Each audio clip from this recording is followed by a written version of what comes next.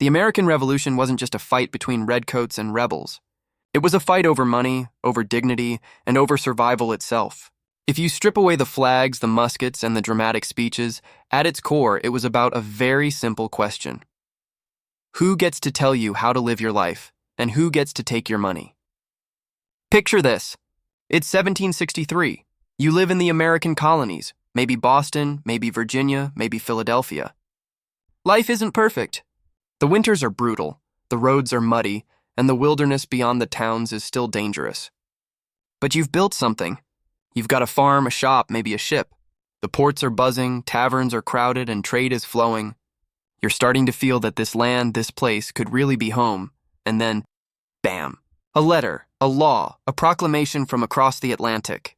Britain, the empire you're supposed to belong to, the empire that calls you loyal subjects, suddenly wants to charge you for its debts. Debts you didn't run up. Debts from a war you didn't ask for. Because let's rewind.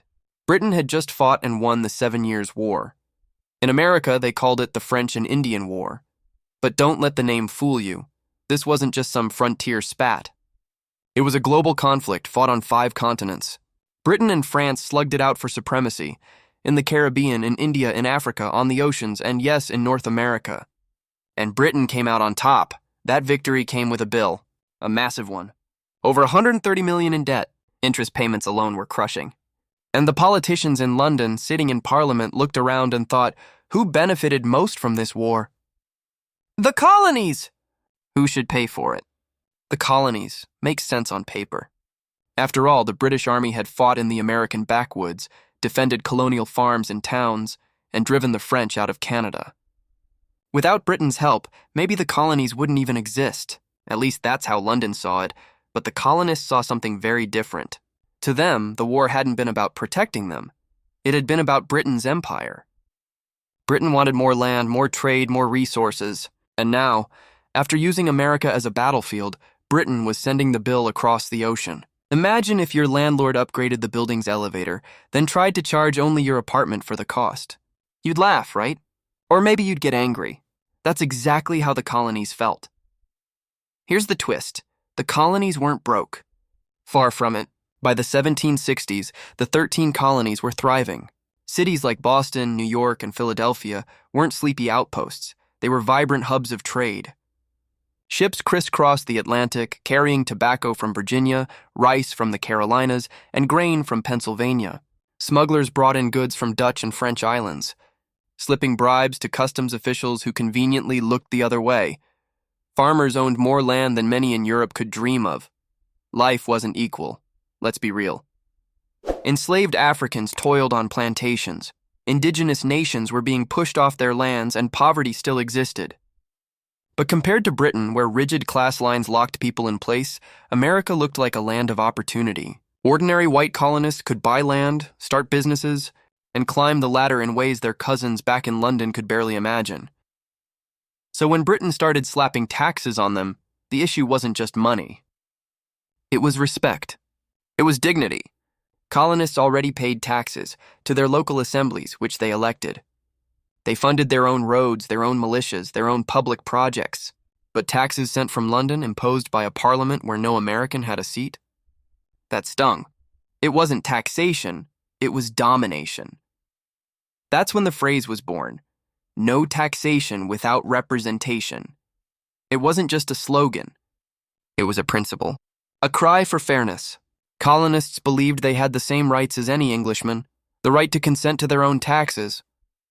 And now, that right was being stripped away. Britain's first move came with the Sugar Act of 1764. On paper, it lowered the tax on imported molasses. But don't be fooled. The real goal was enforcement. Britain was done tolerating smuggling. The law strengthened customs enforcement and moved trials to vice admiralty courts, where royal judges sat without juries. For merchants like John Hancock, who built fortunes sneaking in Dutch molasses, this wasn't just about profit. It was about principle. Being tried without a jury was an insult to English rights, and molasses wasn't just sugar. It was rum, and rum was life. Taverns in colonial America were more than drinking spots. They were political HQs, places where debates raged, alliances formed, and news spread. Taxing molasses was like taxing coffee today. Imagine if tomorrow the government announced every latte, every espresso, every Starbucks order now comes with a special tax, and if you dodge it, you'll be hauled before a government-paid judge with no jury. You'd lose it. And colonists did, but Britain didn't stop there. The next year they passed the Stamp Act of 1765. This one was a hammer. Every legal document, newspaper, license, pamphlet, even playing cards had to carry an official stamp. And those stamps cost money, hard money. Silver and gold, which were scarce in the colonies. Suddenly everyone was hit. Lawyers couldn't file cases without stamps. Printers couldn't publish newspapers. Farmers couldn't get deeds. Gamblers couldn't shuffle cards.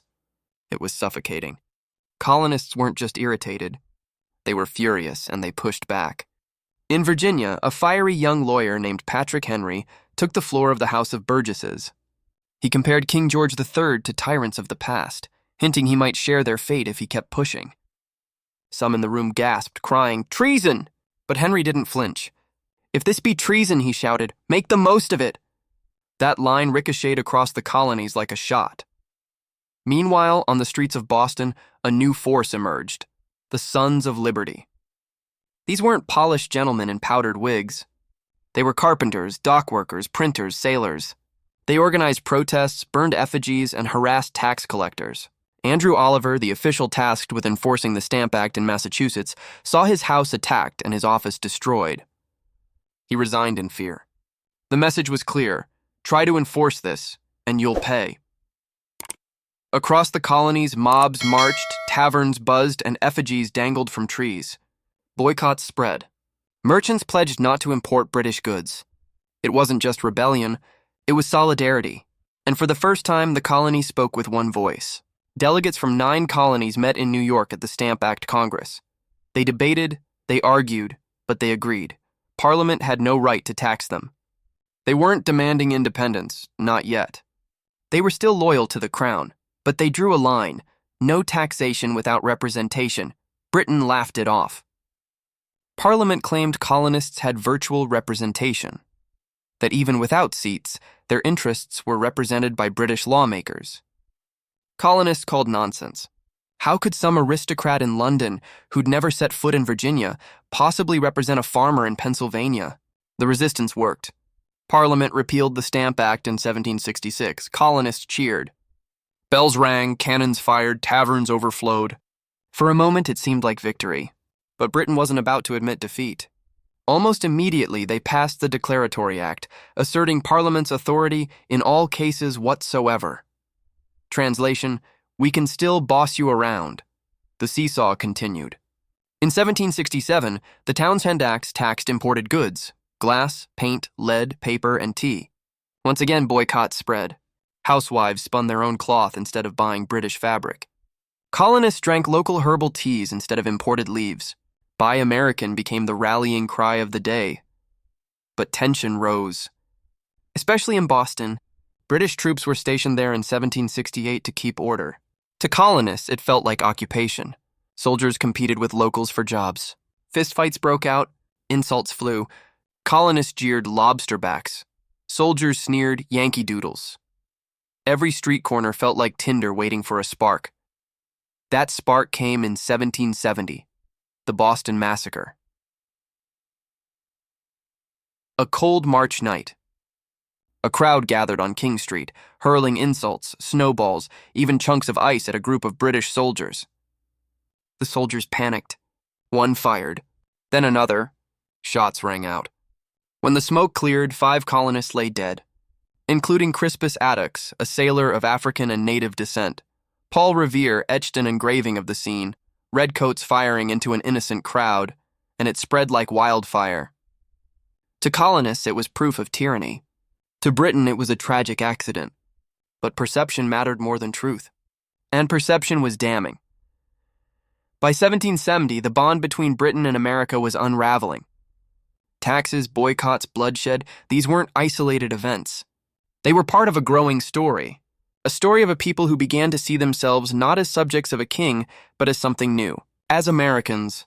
And we're just getting started. Because the next act in this story involves tea, defiance, and laws so harsh they were called intolerable. And hey, if you're still here, Drop a like, subscribe, and tell me in the comments. If you'd been in Boston in 1765, would you have joined the Sons of Liberty? Or would you have stayed home hoping things would calm down? Be honest, revolutions need both kinds of people.